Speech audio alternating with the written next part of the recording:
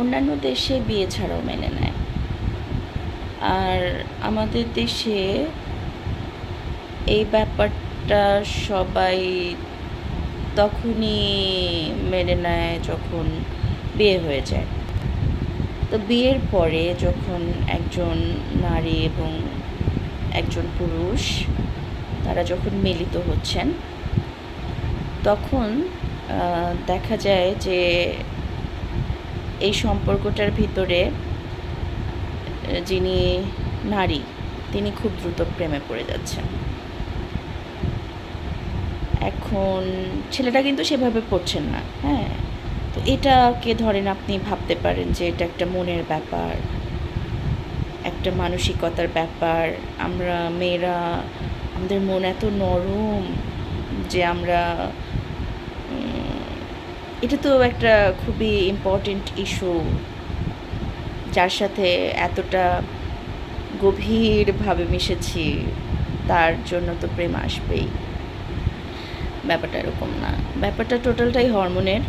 যখন একজন নারী এবং একজন পুরুষ তারা পরস্পরের সাথে মিলিত হন, তখন নারীদের ক্ষেত্রে যেই হরমোনটা কাজ করে সেটার নাম হচ্ছে অক্সিটোসিন। মানে অনেক বেশি যেই হরমোনটার নিঃসরণ হয়, যেই হরমোনটা অনেক বেশি নিঃসরণ হয় নারীদের ক্ষেত্রে, সেটার নাম হচ্ছে অক্সিটোসিন।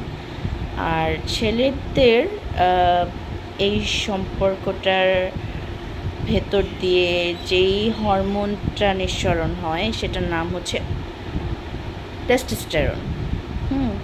এখন টেস্টোস্টেরন সেটা আর যে ধরনের ফিলিংসই হচ্ছে ক্যারি করুক, প্রেম নামক অনুভূতি কিন্তু সেটা ক্যারি করে না। কিন্তু মেয়েদের ভেতরে যেই নিঃসরণটা হয় যেই হরমোনের, যেটার নাম অক্সিটোসিন, এটা লাভ হরমোনও। হ্যাঁ, দেখা যায় যে একের অধিক সময় যখন একজন নারী একজন পুরুষের সাথে মিলিত হচ্ছেন, তখন সেই নারীটি সেই পুরুষটির প্রেমে পড়ে যাওয়ার চান্সেস অনেক হাই। হ্যাঁ, এবং এটা মোটেও ব্যাপারটা সেই পুরুষটির লুকস বা সেই পুরুষটি কত হ্যাপেনিং বা সেই মেয়েটার মন কত নরম, এগুলোর সাথে মোটেও যুক্ত নয়, টোটালটাই হরমোনের সাথে ইনক্লুডেড।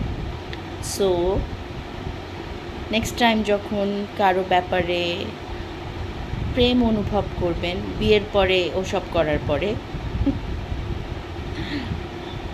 অবশ্যই মাথায় রাখবেন প্রেম ব্যাপারটা একদমই হরমোনাল। ওকে।